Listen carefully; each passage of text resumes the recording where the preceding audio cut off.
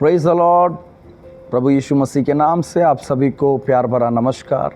आज की सुबह फिर से परमेश्वर ने हमें संभाला और इस प्रकार मिलने के लिए अनुग्रह दिया। हम प्रभु को धन्यवाद करें। और परमेश्वर भला है, परमेश्वर की भलाइयों को हम याद करते हैं और परमेश्वर हमें आशीषित होने के लिए बुलाया है। हम सबको परमेश्वर आशीषित होने के लिए ही बुलाया है। और परमेश्वर के वचन में जब हम आज आए, नीति वचन की किताब उसका पहला अध्याय और उसके 10वें वचन को हम पढ़ेंगे।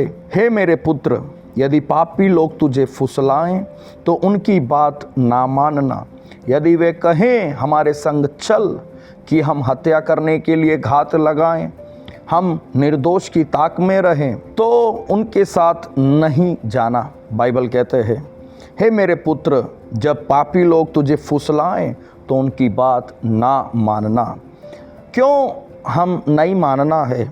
क्योंकि 13 वचन और उसमें आगे जब हम आते हैं, हमको सब प्रकार के अनमोल पदार्थ मिलेंगे, हम अपने घर को लूट से भर लेंगे, तू हमारा साझी हो जा, हम सबों का एक ही बटुआ हो। ऐसे आकर कोई बोलते हैं या कोई ऐसे प्रलोभन देते हैं या ऐसे कोई अपॉर्चुनिटी दिखाते हैं, आओ हमारे साथ ये काम करने चलो, हमारे साथ ये काम में शामिल हो जाओ, आओ हम मिलकर इस प्रकार से कुछ ऐसे काम करेंगे, तो ये करने से हम सब प्रकार के अनमोल पदार्थ को पाएंगे और हम बहुत धनी हो जाएंगे, अमीर हो जाएंगे। ऐसे कुछ सपने देखते होंगे, दिखाते होंगे। मेरे प्रियो, हम ऐसे लोगों के साथ नहीं जाना है। बाइबल कहते हैं, जो परमेश्वर का वचन को ना मानकर, परमेश्वर के वचन को ना जीवन में रखकर, परमेश्वर को छोड़कर सांसारिक बातों में जीवन बिताते हैं। और संसार में ऐसे बहुत सारे तरीके और ऐसे मार्ग, ऐसे रास्ते अपनाते हैं। वो लाभ पाने के लिए, धन पाने के लिए और फायदे पाने के लिए वो कुछ टेढ़े रास्ते, कुछ छल की बातें, कुछ व्यर्थ बातें करते हैं। और वो आकर बोलते हैं, आओ आप भी हमारे साथ शामिल हो जाओ, आपको इतना लाभ हो जाएगा, इतना फ़ायदा हो जाएगा, इतने कम समय में आप इतने कुछ पालेंगे।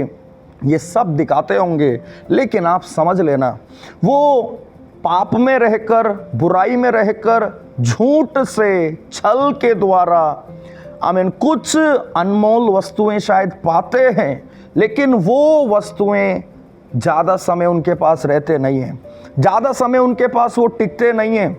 ऐसे झूठ से कमाने वाला, झूठ से बनाने वाला, छल या कपट के द्वारा या टेढ़े रास्ते पर चलकर कुछ भी कोई पाते हैं, वो व्यक्ति का जीवन में ज़्यादा समय तक वो टिकता नहीं है।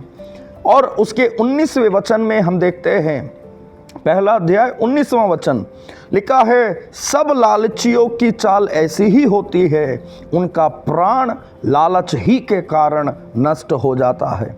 मेरे प्रियो, उस टेढ़े मार्ग पर चलकर, उस गलत मार्ग पर चलकर, उस सांसारिक तौर तरीके में जीवन बिताकर कुछ बड़ी बातें, धन, बड़ा कार, दुनिया की कुछ चीज़ें पाएं, लेकिन वो बना नहीं रहेगा।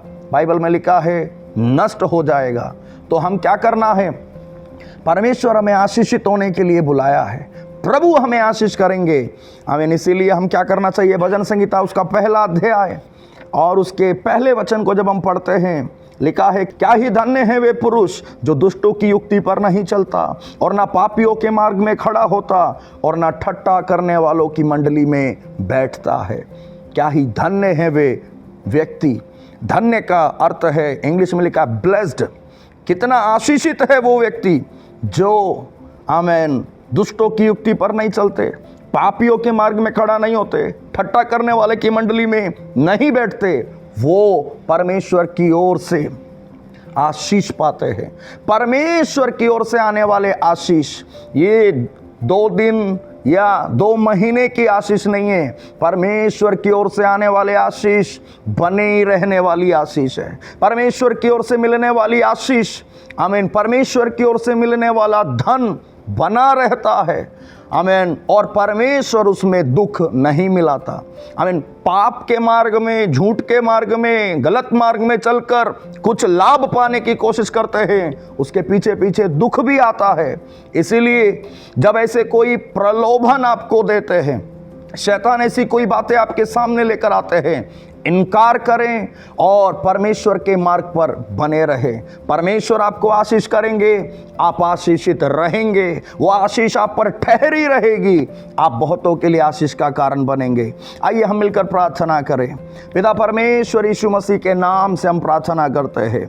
आज सुबह जितने प्रिय लोग इस वचन को सुनते हैं, प्रभु यीशु मसीह आप उन्हें सहायता करना। कभी भी परमेश्वर आपके वचन से, आपके मार्ग से, आपके परमेश्वर रास्ते से हम भटकने ना पाए, सच्चाई में बने रहें, धार्मिकता में बने रहें, वचन में बने रहें, आपके मार्ग पर हम बने रहें। और हम जानते हैं परमेश्वर आपने हमें आशीषित होने के लिए बुलाया है।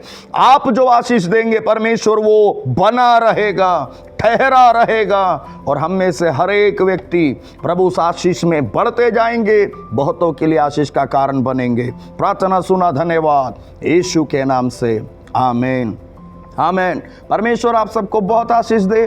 और आपके जीवन में कोई प्रार्थना विषय है या कोई अधिक जानकारी आप चाहते हैं, ज़रूर आप इस कॉन्टैक्ट नंबर में आपको दिखते हैं, आप कॉन्टैक्ट करें। हम आपकी सेवा के लिए यहाँ पर है। प्रभु आपको आशीष दे।